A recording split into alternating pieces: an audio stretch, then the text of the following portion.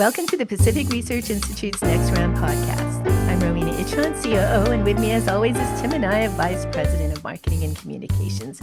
So Tim, you just got back from vacation from back east to watch the leaves changing. So how was it? You know, what was interesting about it was there wasn't much color other than green. It got a little better the further on we went in our trip, but we started in Quebec City and went up the St. Lawrence Seaway. So there was a little color in Quebec City, but it was more, say, in Halifax and Portland, Maine, where you saw more color. But yeah, it was a lot of green, which we were all kind of, the places we went were beautiful, but we were all kind of wondering, where are the fall colors that were advertised in a cruise to go see the fall colors? But it was beautiful. I understand California was having a crazy heat wave last week, and while you were having a heat wave, I was in Charlottetown, Prince Edward Island, where it was, I think, 55 degrees was the high that day. Oh, that's nice. I got to tell you, even now it's in the mid 90s today here in Pasadena, so it hasn't let up. So hopefully next week we'll get some more fall-like temperatures. So, listeners, as former speechwriters, we can't help ourselves. We've got to add our comments on the vice presidential debate. Tim, I have to say it was a much better debate than the presidential debate in terms of substance and policy. I think you'd agree. I knew J.D. Vance would do well. I've seen him in interviews. He's quick. He's very adept on the issues. He's polished. I don't agree with some of the things he says, but I think he made a sincere case for his positions. On the other hand, I was surprised by Walz. I thought he would be pretty adept on the issues as well, given that he's a governor and he's been in Congress for a long time. In the opening, he was actually nervous. I'm just amazed, these politicians, especially a governor, isn't he on TV all the time?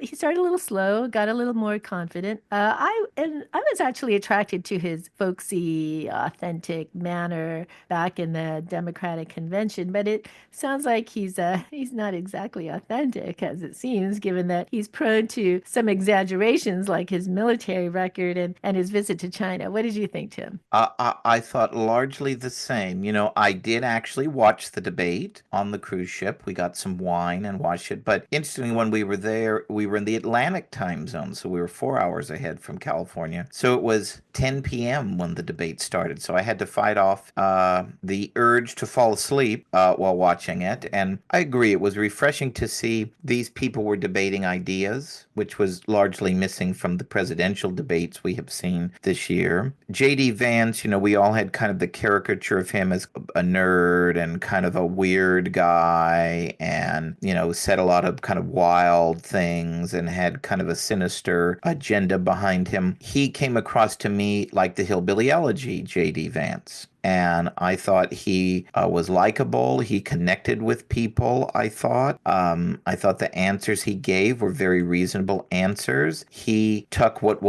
they were trying to fact check him. He fact checked the journalists.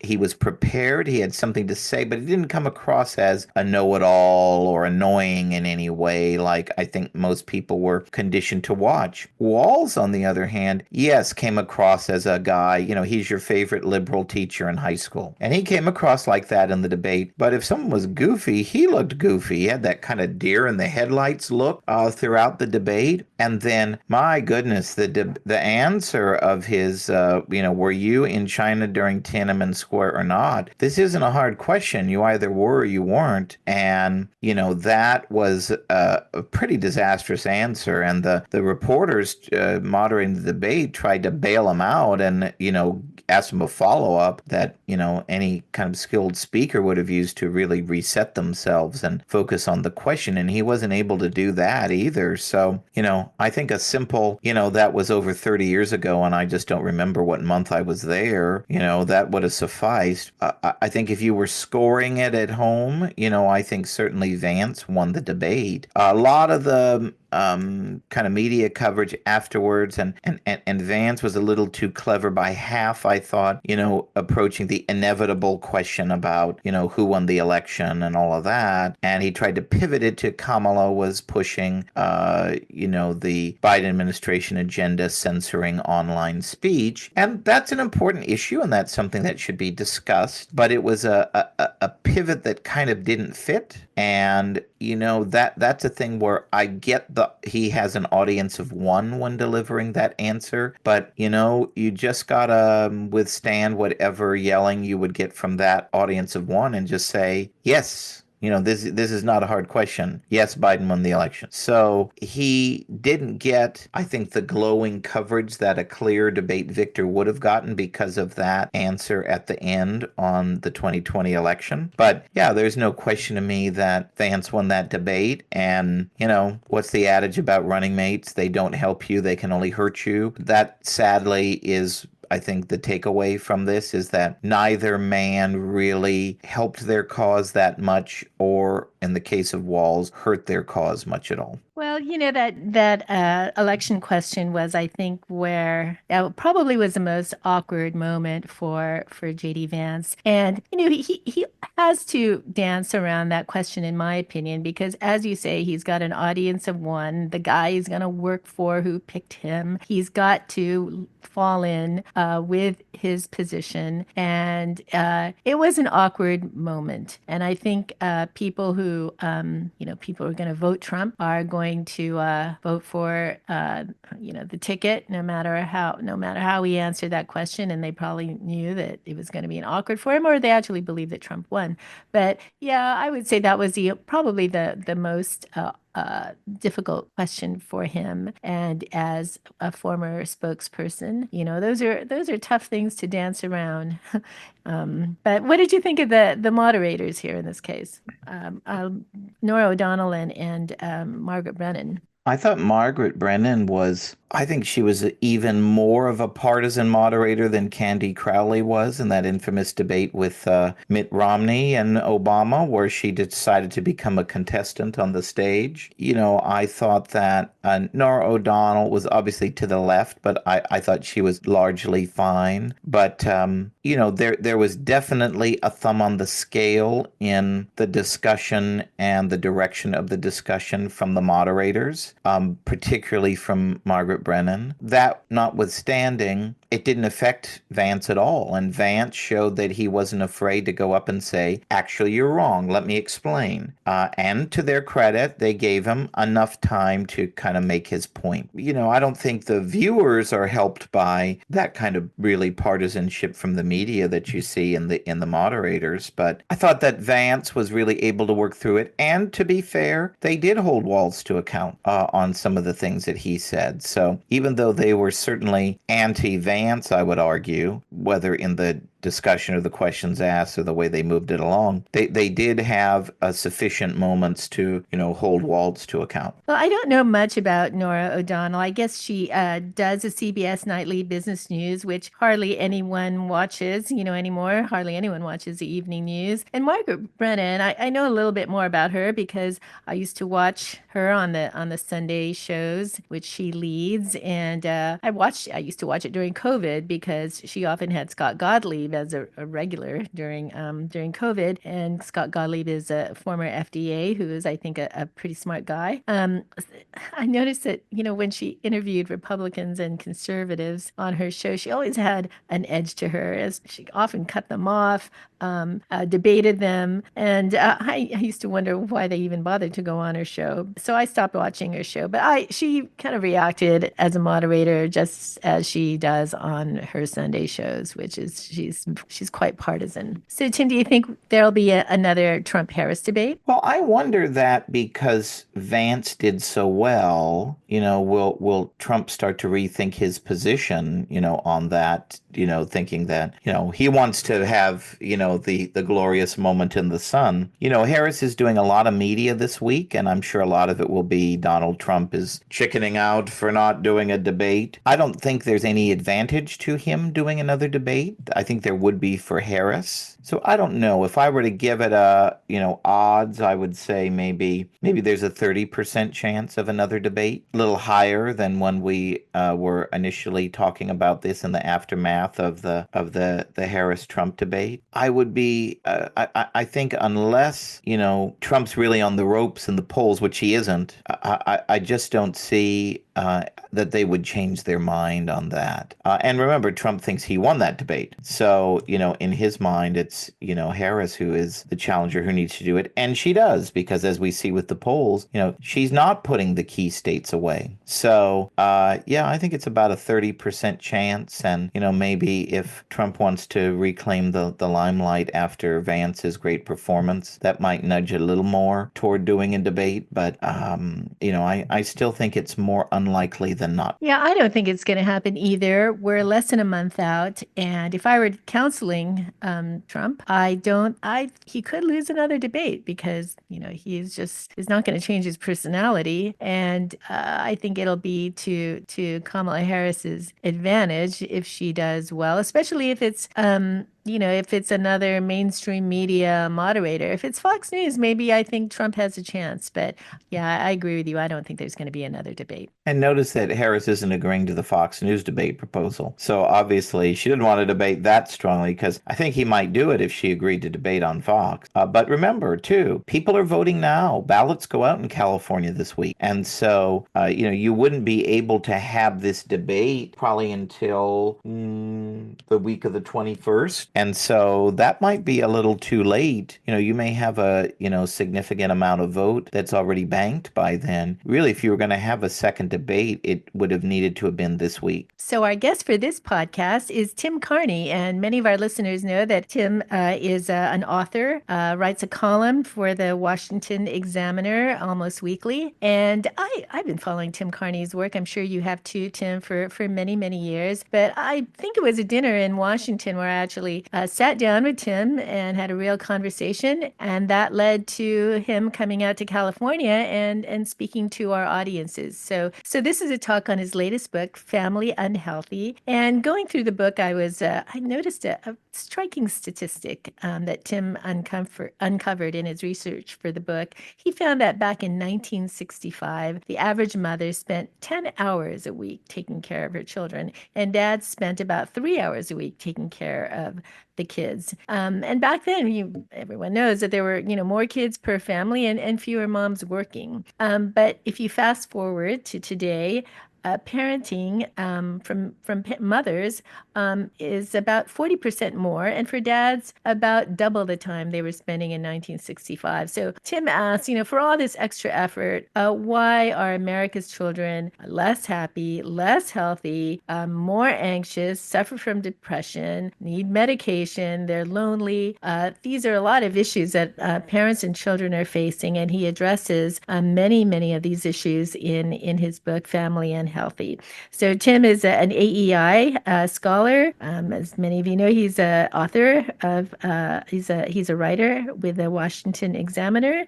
He's been in the New York Times, Washington Post, Wall Street Journal, on Fox, NBC, CNBC, many publications and news shows. So here's Tim Carney. Thanks very much for listening.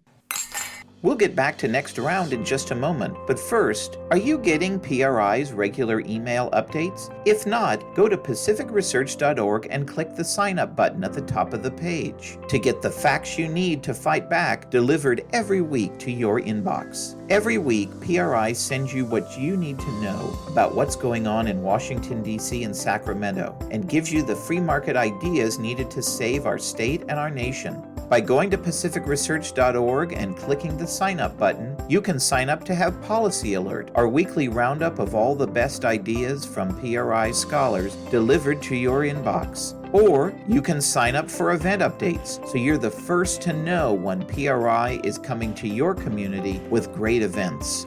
So sign up now at pacificresearch.org and click the sign up button at the top of the page to get PRI's content delivered to your inbox each week.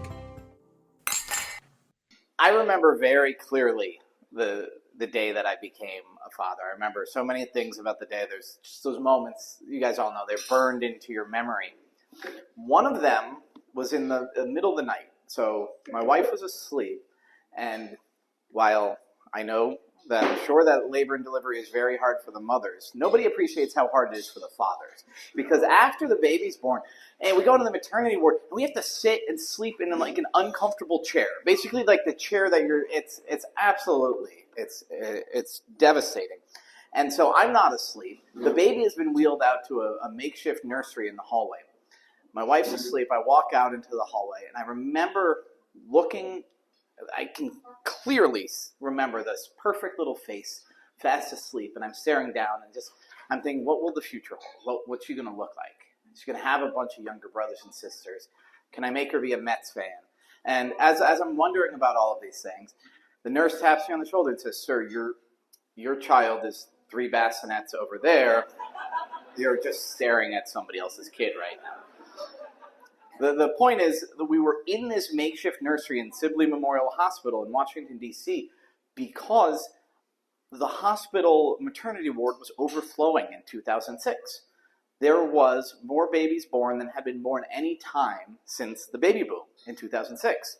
And everybody was having babies. And do you remember Surrey Cruise, Tom Cruise and Katie Holmes had a baby? That was 2006. Brad Pitt and Angelina Jolie had a baby. Britney Spears had a baby. Everybody was having babies. So the next year, it went even more gangbusters. People hopped on the bandwagon trying to be like Brad Pitt, Tom Cruise, and me. And in 2007, there were the most babies born in American history. And again, Britney Spears, millennial, they were much more numerous because they were sort of the echo of the baby boom, the children of the baby boom. They were just coming into their mid to late 20s. So we were about to have a 21st century baby boom.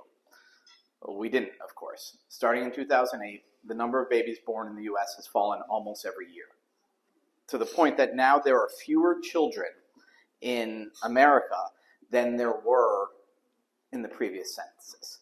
So not just as a percentage of the population, but actually fewer children than there were. From 73, it's fallen below 73 million. And we've gone from 4.3 million born in 2006 down to under 4 million. The birth rate, the total fertility rate, which is the most common measure, was up above 2.1. The 2.1 is the replacement level, the level at which a population will continue itself. It was up above there in 2006 and 2007, and now has fallen down to 1.62 babies per woman. And so that has happened in just 15 years, basically. So we are in a full-fledged baby bust. And I believe that this will be the biggest story of at least the next 30 years. It's going to affect all parts of our life, and we're just starting to realize it. Now, when you start to talk about this, there is an inevitable reaction that somehow it's inappropriate for us to talk about this because it's just women's choices. It's too personal. It's too intimate. The British Prime Minister was asked about their even worse situation. He said, "What do you think about the low and falling birth rate in the UK?" And he goes, "Oh, I'm not going to talk about that. I'm not going to dictate to people how to live their lives." This is the UK. They don't have the freedom of speech. Their COVID lockdowns were insane. They dictate everything, but the politicians are afraid to touch it precisely because it is such a personal thing. And so I get responses on Twitter. Some of my my sort of other journalists who interact with me on Twitter, one of them said, considering that overpopulation is literally killing the planet, why does it matter to you that people aren't having kids? And others will say, well, you know what? There's one liberal journalist, Lydia DePillis, and she pointed to a study that said that economics didn't really predict where the birth rate fell the most, whether it was the affordability of childcare or the level of student debt or median wages. Those didn't really predict falling birth rates. He said, the explanation is just surprise, surprise, women today want more out of life than just raising babies. So that's the argument that we shouldn't really care. So my response is sort of fourfold. A, there's economic problems to a baby bust. B, actually, women still do want babies in America. 3, I guess I said A and B. So C, it reflects something unwell about our society if people are unwilling to get married and have children or unable. And then finally, I will argue today that babies are in fact good. So those are the 4 problems with the baby bust. The economic one, I don't think is the most important, but in some ways it's the easiest to assess. So the obvious point is Social Security and Medicare are endangered when we don't have enough workers. Paul Krugman recently responded to that and said, well, we can just print more money, and so it's not a problem. And this points to the deeper problem. Money, Social Security, Medicare, all of those things are just reflections of the deeper truth. Where does wealth come from? Wealth comes from human beings doing work. Wealth comes from us innovating, working hard, making stuff, performing services. So on the innovation front, young people are responsible for most innovations. We will have, so it's like ages 25 through 40 is where we get a lot of the greatest innovations. We're going to have fewer and fewer of those people as a portion of the population every year, starting in a couple of years. But also just simply performing services and producing goods. The working age population has already flatlined. There's the baby bust is now about 16 years old, so pretty soon. So the high school graduating class this year and next will be sort of the peak. After that, there'll be fewer high school graduates every year for the foreseeable future. And so think about what that means as the baby boomers continue to retire, is that we will have fewer and fewer potential workers. And so however much money you save up in your retirement account, however much Social Security pays you, it doesn't do you any good if there's not somebody at the other end of the phone to answer when your air conditioning breaks, or I guess out here in California, you guys always have good weather. So when the plumbing breaks, or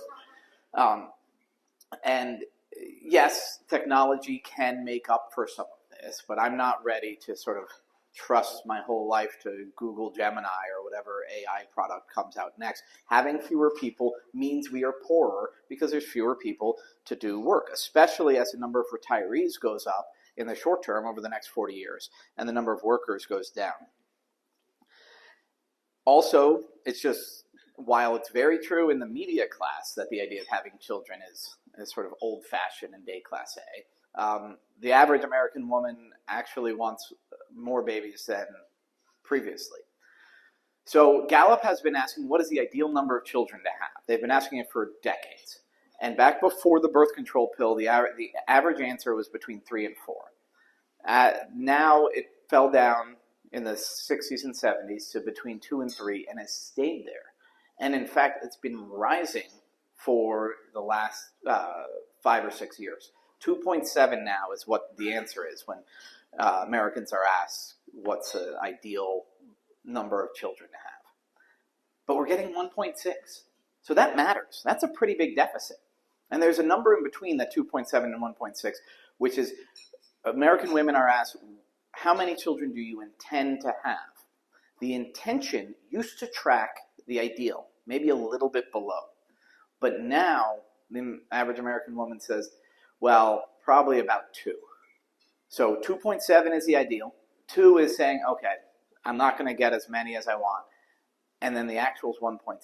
So those two big deficits falling short of what we want, well, we all fall short of what we want in all sorts of things, but nothing as important as this. Your actual flesh and blood, the people you know and love the most. That's what we have a deficit of, and so it's really worth paying attention to. And as Rowena mentioned at the same time, we have an epidemic of childhood anxiety. And we have the Surgeon General, and I read the paper. I don't know how well established this is, but it's certainly grounded in anecdotal evidence. We have an epidemic of parental stress. So all of these things, I think, go together, and they point again towards the fact that the baby bust reflects something unwell about us. So if we want more kids, why aren't we having more kids? So for Family Unfriendly, I went around the country, and I went to all sorts of neighborhoods. I went to Utah. The state is like one of the top 5 in birth rates. I found a neighborhood in Salt Lake City, though, because Salt Lake City has a rapidly falling birth rate, in part because it's secularizing compared to the recent past. And there's this neighborhood called the Avenues. I walked around the Avenues, and it looked like a great place to raise a kid. I saw 0 families for like hours of walking around. Finally, I ran into a couple. Isaac and Nicole were their names. And I said, so I'm writing here. I'm here interviewing people, writing about kids and family. And Nicole says, we don't want any kids. And I was saying, I wasn't trying to sell you any. I was going to ask you about it, but why don't you want kids? Oh, well, it's not affordable anymore to have kids. What exactly is unaffordable? And so Isaac says, healthcare, everything, But if I'm being honest, it's just that I'm selfish. Nicole and I always say, other people are watching Teletubbies and cleaning up vomit, and we're going to be drinking margaritas in Paris. And at this point, and I'm not joking, a neighbor walks up pushing a double stroller, and both of the passengers in the double stroller were Chihuahuas. So I walk away from this conversation with my head reeling. That Chihuahua thing is like a scene from that book, the movie Children of Men. And why would you go to Paris to drink margaritas was a follow-up I did not get to ask. But also those two explanations, selfishness and affordability, are the ones I get all the time, and I just think they fall short. It doesn't pan out. The economics here, we had more babies in the Great Recession than we did in 2019, which is the best economy we've seen. Nowadays, the economy is vastly improved over the Great Recession. It's better than 2010, 2012, and we have a lot fewer babies. Millennials are not, in fact, poorer than my generation, than Gen X. They're richer than the boomers, and they have fewer babies. And Gen Z, even less interested in children, it looks like, and they're not any poorer. Over time, over geography, over whatever where you measure different levels of wealth within the United States, none of it predicts lower birth rate for poorer people or higher birth rate for wealthy people. I was just in Malibu, and while we're in California, I should say, when you get to a certain point of income, like $1 million, the birth rate goes up. But no offense, but the family model I'm proposing is not the Elon Musk model of having a bunch of kids, but a little more traditional one. So the fact is, wealthier people don't really have more kids on average. And so and then the number of weeks it takes a median male worker to afford 1 year of raising a child. One economist, Jeremy Horpadal, did this analysis. It's actually gone down. If you measure wages versus cost of raising a child, it's becoming more affordable over the last 15 years while the birth rate is falling. Economics is a factor. The cost of owning a home in the last 4 years has gone way up, and that historically has proven to drive down birth rates and probably marriage rates too. So I'm not saying economics isn't a factor. I'm saying it can't explain it when we have all these contrary indicators. And then the selfishness explanation, if I had made a chart on selfishness to put in the book, it would start at 0, then Adam and Eve eat the fruit, it goes up to 100, and then it's flat since then. I do not think we are a more selfish species in 2024 than we were in 2006. But what we've always done about selfishness is we create cultures, civilization, society. And what culture is supposed to do is align the personal desires with the common good, align the short-term desires with the long-term interests. And that's where we're failing. We're failing there, and the subtitle of the book is How Our Culture Made Raising Kids Harder Than It Needs to Be. It's mostly a cultural failure. So what do I mean by that? Parenting culture gone haywire, exactly what Rowena was talking about. And this actually highlights a great divide in academia where a lot of people say it is good that we're having a lot fewer kids because Americans are choosing quality over quantity. And when my kids heard that, they were a little upset because clearly we chose quantity. But it's not just an obnoxious phrasing, it's actually really false and harmful. Because what high quality parenting means, what they mean by this is that, we invest a lot more in each child. Good. You should invest your whole heart into each child. And for a given family, there will be some point at which they feel they're stretched to the limit. But what we're doing now, where we're investing more time, more money, and what high quality parenting is taking away childhood freedom is a large part of what it is, and making your kids overscheduled. Or it's replacing the local Little League with an expensive, intensive travel team. These things, they seem to be, I'm giving my kid the best of everything, but I don't think it's paying off. And so again, I point to data in there and arguments from psychiatrists that the childhood epidemic of anxiety, childhood and adolescent anxiety at all-time highs, and these psychiatrists and pediatricians say the cause of that is a lack of unsupervised play. So if you're Gen X, especially, you remember, hey, be home when the streetlights come on. You've probably heard that. And go out and play pickup basketball, and maybe you're signed up for some organized sports, but you're not playing 5 counties away every 3-day weekend. Well, that unsupervised play was good for us. It helped us figure out how to solve our problems. It helped us figure out what to do with boredom. It helped us figure out how to work with other kids. It helped us figure out our way around. And we're depriving children of that because of what we think is high quality parenting. So I wrote an op-ed for the Washington Post. My title originally was "Make Your Life Easier, Have 4 Kids." And then my son Sean saw the headline and said, "What the hell?" Because he's number 5. So I changed it to "Have at least 4 kids." The Washington Post put on the headline, "The ideal number of children, 4 at least." I was like, at least they put the "at least" on there, but that ideal number was super preachy. And so out of the 12,000 comments on that Washington Post piece, not all of them were positive. You might be surprised to learn. But that's part of the parenting culture. The other is the helicopter parenting, where we feel we have to, part of it is a fear that there's a kidnapper around every corner. And a lot of that has to do with the media. If it happens once a week in the United States and you hear about it every week, you think in your mind that it's happening around the corner every week in the United States. And that kids are being abducted by strangers, and it's not nearly as common as the average parent thinks. But also, there are ways in which our society just rejects the idea that kids should be able to wander around. Where I fled, Montgomery County, Maryland, they arrested parents for letting their 10 and 6-year-old walk to the neighborhood park unsupervised. And free-range parenting was basically outlawed in a lot of this country. We'll get back to our great guest in just a moment. But first, are you following PRI on Facebook? By following PRI at facebook.com/Pacific Research Institute, that's all one word, you'll be the first to read free market ideas from PRI's terrific team of scholars on all the hot issues like education freedom, single-payer healthcare, crime, homelessness, green mandates like the ban on natural gas appliances, and more.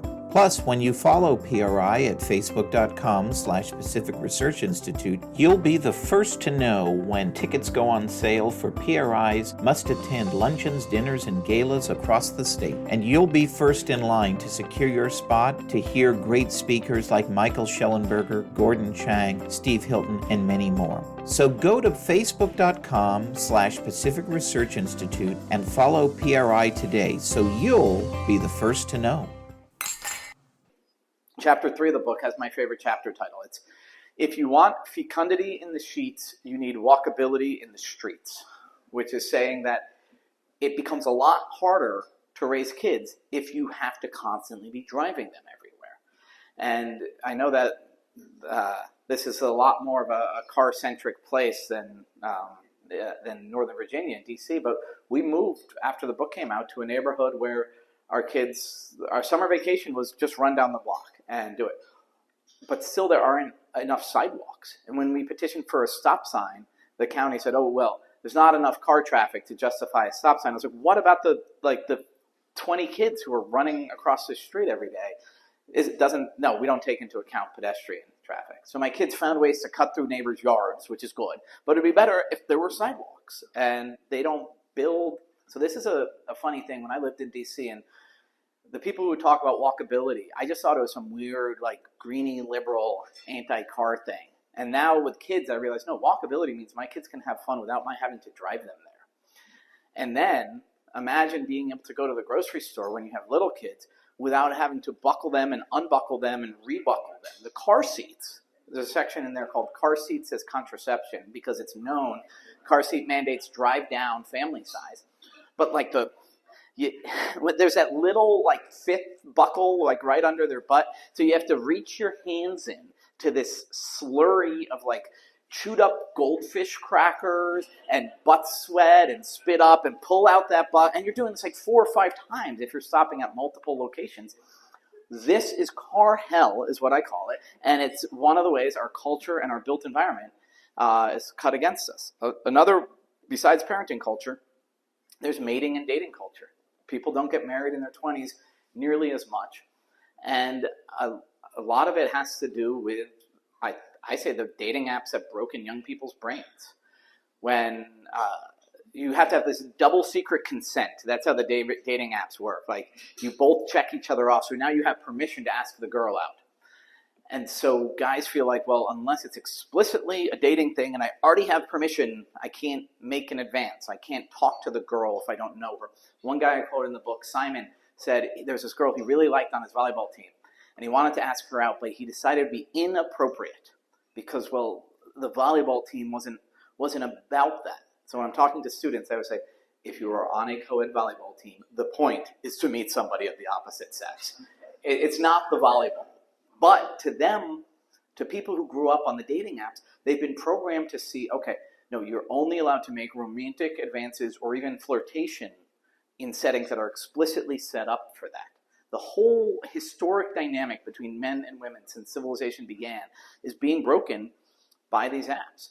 But also, I think a big part of what it does is the apps do, and the modern attitude towards dating, is it replaces, it creates this idea where that elevates just individual autonomy above absolutely everything else. And so relationships themselves become an intrusion.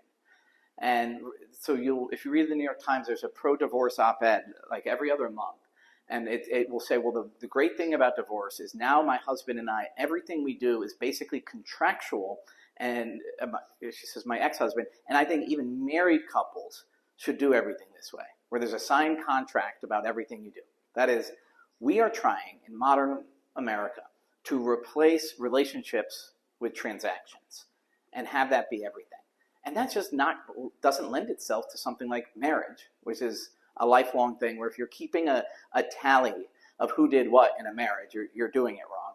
And parenthood, where the tally would be infinite, and you're never going to get paid back, and you can't count on it as, in any transactional way. It is full and complete sacrifice of yourself. It is. I'm a Catholic, and so, laying down your life for another person is what parenting is.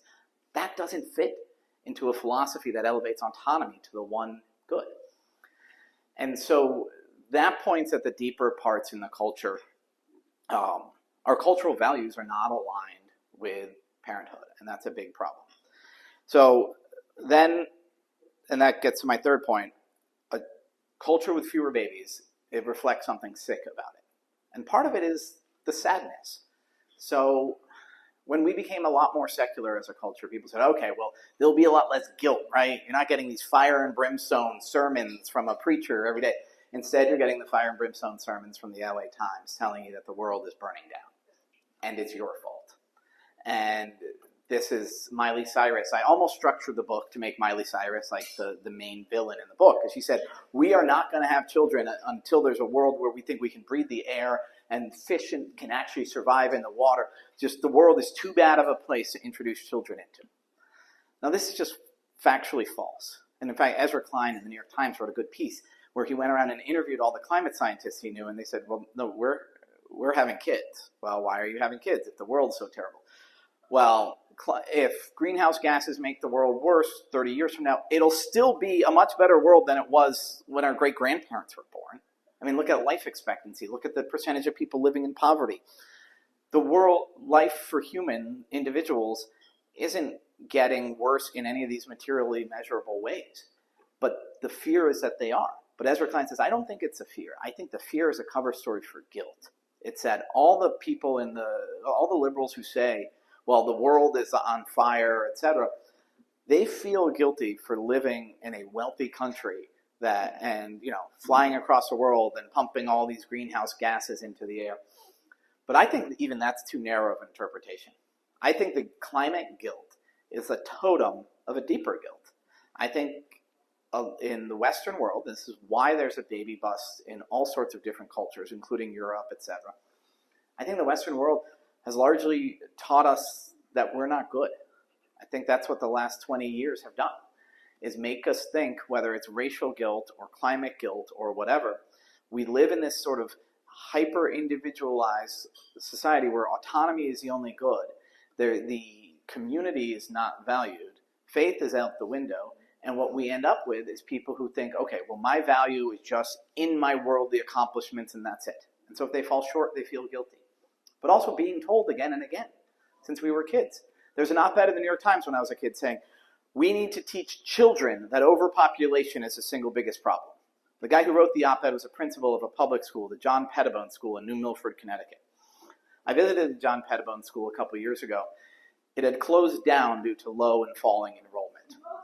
When I went there, they had gentle adult yoga at the John Pettibone Community Center, and the playground had been turned into a dog park. So yes, I guess Principal Burley of the John Pettibone School did a good job of convincing his students they are the problem. And again, it's them. When Miley Cyrus says, we're not going to have kids because the world can't handle it, what is the it? It's children. It's humans. It's us. She's saying, the world can't handle me. I think the generation is saying, we're not good. And so my counterpoint to this is the baby boom.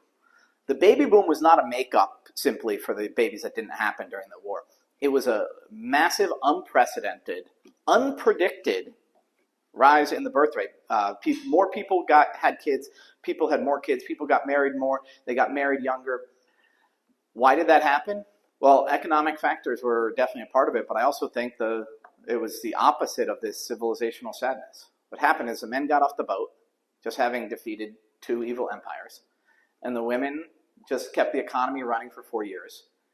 And they smooched on the pier, got married at the chapel, and had a bunch of kids because they knew more than ever before, ever since, yes, we are good. Guess what? Germany, Japan, and Italy did not have a baby boom. Not only that, they led the way in the late 20th century baby bust. And so that belief in our goodness that was plaguing Germany in the 1970s, I think that's plaguing LA and Brooklyn and Washington, D.C. today. I think that's one of the big problems behind this. I call it a civilizational sadness.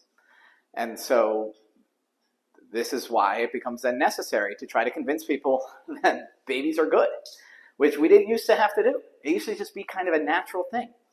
But also the fact that it's not just a natural thing to have babies, the fact that we do worship autonomy, the fact that everything has become this absolute individual choice and we don't have cultural guideposts anymore, means that if you have a kid, it's your problem. If you have a kid, there's no responsibility of the broader community to help you raise it. And that has never worked. A wise woman once said, it takes a village to raise a child. Now, Hillary was probably talking, by village, she meant like the Department of Health and Human Services, but really it's meant like a neighborhood, a church community, just a good public school or something like that. And that as that village becomes rarer, and as people value it less, the idea of having children becomes more distant. And that's a cruel irony. And it's a cruel irony because one of the ways children are good is they make us better people. So again, I'm a Christian, and the Bible says, feed the hungry, clothe the naked. I wake up every morning, there's hungry, naked people in my house. They're right there. But I also have studies in the book about how people behave better just if there's children underfoot. And so it's a way in which a low and falling birth rate begets a low and falling birth rate. And that a place with a higher birth rate, like Israel, if this lunch, there would be kids running around at this lunch if I were speaking here in Israel. And I would argue that that ends up making us be better people. And so in the time for questions, we should talk about policy proposals, we should talk about child tax credits or whatever you guys want to talk about.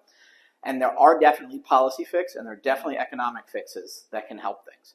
But as long as we are a culture that thinks that we're bad, that thinks that autonomy is the only good, that we should replace relations with transactions, we're not going to turn it around. The upside is that there are lots of subcultures in our broader family unfriendly culture. There are lots of family-friendly subcultures. And these show us that it really is possible to build a future where we embrace kids and actually are optimistic about what's to come. Thank you.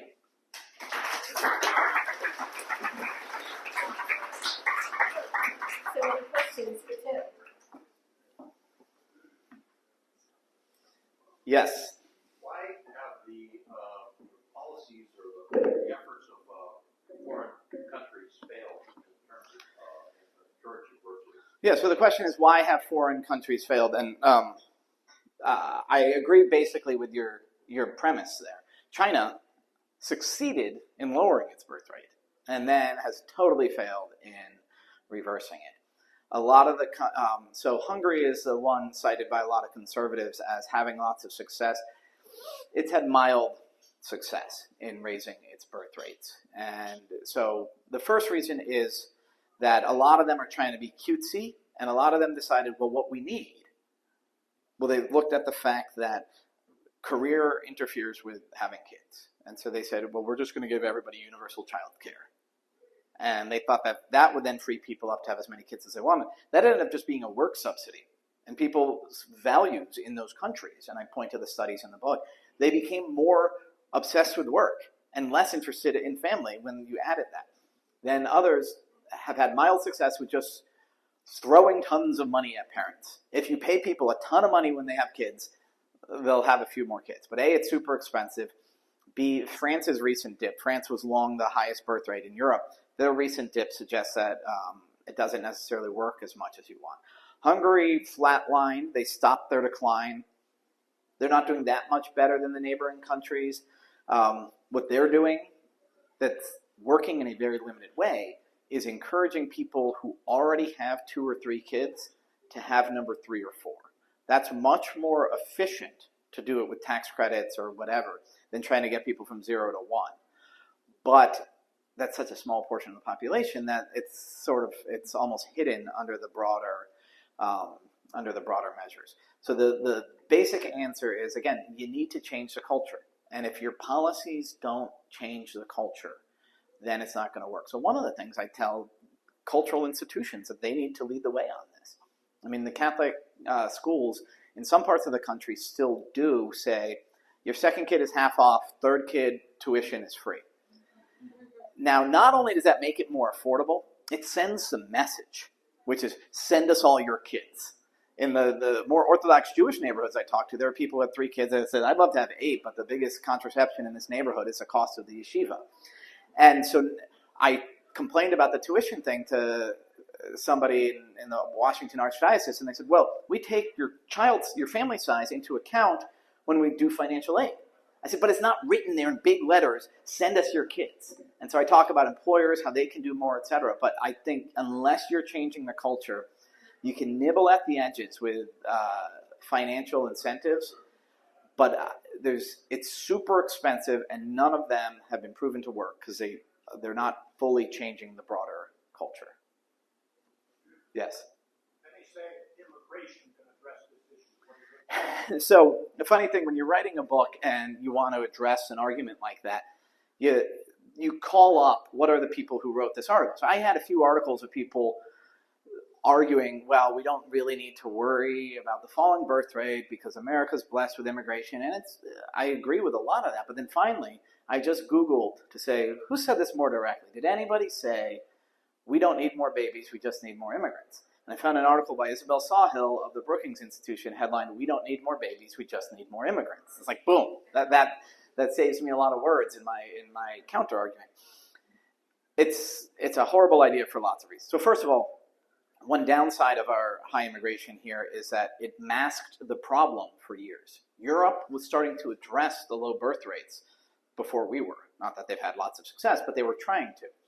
We didn't notice it in part because of immigration, but again, that's the reason that saved us from earlier economic ruin, because our working age population is flat rather than falling, in part because of immigration. But immigration can't solve the problem for all sorts of reasons. One, I know we're better at assimilating than Europe is, but to create a class that say, okay, you're going to come here, you're going to work, you're going to pay into Social Security that we're then going to pull money out of. You're basically the worker underclass. That's not a recipe for social peace, for one thing. I would say that one of the benefits of immigration is immigrants are more religious than native-born U.S. citizens, and religion is one of the biggest predictors of higher birth rates. That said, the children of immigrants are no more religious than the average native-born, so their birth rate is a little higher just because they're religious, and then it drops down. And finally, there's an argument to be made that unchecked immigration has reduced working class male wages particularly, and that the wages of high school guys without a college education falling has probably contributed to the collapse in working class marriage, and that has definitely contributed to reduced birth rates among the working class. So I think that our immigration here is a blessing. We are much better at assimilating than other countries are. But to say, well, we'll just replace babies with immigrants is horrible planning. Yes? Do you think welfare has an impact? Yes. So welfare discouraging marriage is obviously a problem here. Welfare. So here's actually a corrective that a lot of conservatives, I think, need to hear. A lot of people think that the single moms are welfare queens who have 8 babies by 6 different fathers. Those exist, but it's a tiny minority. The median single mom is a woman who got pregnant in her late teens or early 20s, and she ends up with 1 child. And then maybe she gets married later on, and then she'll have more children. So that's just a quick aside. But I do think that if you grow up without a working parent, and this is one argument against massive government programs to support families, if you grow up without any working parents, then you don't have that example. And so the men who grow up that way are less likely to get married and less likely to be able to start a family. The alternative is if you grow up with a single parent and they work, that's suboptimal, but it also means that mom is busy. You don't have present parents. So I do think welfare that discourages marriage and discourages work can definitely have an impact. Yes? Cindy, thank you for your comments. So you're writing about this, and other authors are writing about the impact of the smartphone and social media, negative impact. So there's it seems like a lot of increasing commentary on the impact on childhood and so forth. So is there some turn? You feel like there's some potential turn in our culture about what we need to be doing on parenting? So the most straightforward, easy answers are one. So Jonathan Haidt came out with The Anxious Generation, and Virginia just said, okay, no, in the public schools, no cell phones from bell to bell. And so that's, I think, a positive turn. Really, the positive benefit from it will really come is if that helps parents who don't want to give their kids a smartphone, not give their kids a smartphone. So my wife and I, our high school senior just bought herself a smartphone. I still don't even know that that's a good idea, but certainly before 17, none of them had one. But we're supported by Catholic schools that have had this policy forever, and supported by other parents who, they gave a cell phone to their first kid. Whoa, biggest mistake I ever made. Their child who's a peer of my child, they're like, there's no way we are giving Mary Cecilia a cell phone. So no kid can come to us and say, oh, my friends have smartphones, they all have Instagram, because we're like, no, we just talked to all your friends' parents, and that's not true. And that institutional support that parents desperately need, if these schools banning that gives more institutional support, that'll be good. Part of the problem is that most of the political attention is just going to look at money.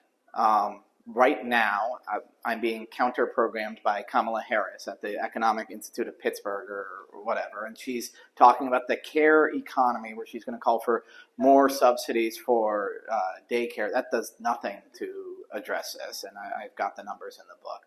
And so the national level attention at this, I don't think will help that much, but I'd love it on the local level if people said, wait a second, have we actually made a neighborhood that's safe for kids to ride around? When it comes to crime, when it comes to sidewalks, when it comes to crosswalks, that sort of attention, that I think would be massive in turning it around. And yeah, I'm hoping that people say, well, the baby bust, it definitely started 1 year after the iPhone came out. And they're going to say it ended 9 months after Tim Carney's book came out. We have time for one more question. So generally speaking, before you can have children, you have to have sex. In general, yes. Yes. And there does seem to be a drop-off in sexual activity activity Yeah. and mating activity, you might say, among today's young people. Some people say it's because of pornography, it's because of that part of the culture which you haven't really talked about so much. How do you explain that, and what, if anything, needs to be done about it? Yeah, so I lay out the argument in the tech chapter. Kind of lands in the end on that. I mean, there's other things about tech. The momfluencers, the moms who are like, here's how to make the perfect birthday cake. It started off, I think, as helpful hints, and now it's just like shaming moms whose birthday cake might be less than. It's like, why does she's a ballerina and a farmer at the same time, and she's raising 6 kids? I can't do that. So that's one part of tech, but it ends with how tech disrupts relationships. So if you ask the average conservative 20 years ago, what do you think the sexual revolution, the divorce of sex, love, marriage, baby making, etc., what's it going to do? We would have predicted like promiscuity, and no, we're getting the opposite. And I think tech is only one part of it. And I'll get back, I'll hit on the anthropology again. The idea that we are just sort of free-floating, atomized bundles of rights, that connection and relationship infringes on our freedom. If you've read your Jean-Jacques Rousseau, I think he's kind of winning. Those philosophies of the individual, that relationship is bad for us, that we're supposed to write our own life script on a blank page and not let tradition and community and family intrude. I think all of those things get in the way of forming relationships. One bartender I quote in the book told me, he said, most of my friends aren't into dating because whatever they could get from a girlfriend, they can get on their iPhone. And so, I mean, I think that dark line operates on many levels. And it's not just about porn. It's largely about that, but it's largely about like the replacement of relationship with the interaction on the phone on a human level. And so one woman I quote there says, the reason that hookup culture still exists on campus is because we don't know how to have relationships. And so so it's really a lack of relationship culture. But again, the ultimate result is less marriage, less sex, less relationship. And that being the context of the baby bus, I don't see how anybody could think it's a good thing. I think we have to say, okay, you know what? I know you think that was this great enlightening thing when we overcame traditional marriage and when we overcame religion and all of that, but are people happier now? No, they're not. And so it's a lot of the studies in that book, as I say, that I found they're studies by sociologists, psychologists who say, and my mom looked at it, it's like, I was telling you this stuff all along. Anyway, thank you very much. Thank you. You guys saw that others had additional questions, but Tim's going to be signing books in the back. So if you have questions or you like a book or you sign, just go to the back. So thank you very much. Thank you. If you like this episode, please tell your friends and subscribe to PRI's podcast at iTunes, Google Play, Stitcher, TuneIn, iHeartRadio, and Spotify. And when you're on these platforms, don't forget to give us a big 5 stars. If you don't subscribe to any of these, you can still listen on PRI's YouTube page, youtube.com/Pacific Research 1. That's the number 1. Thanks for listening. I'm Rowena Itchon. Hope you'll come back again for next round with PRI.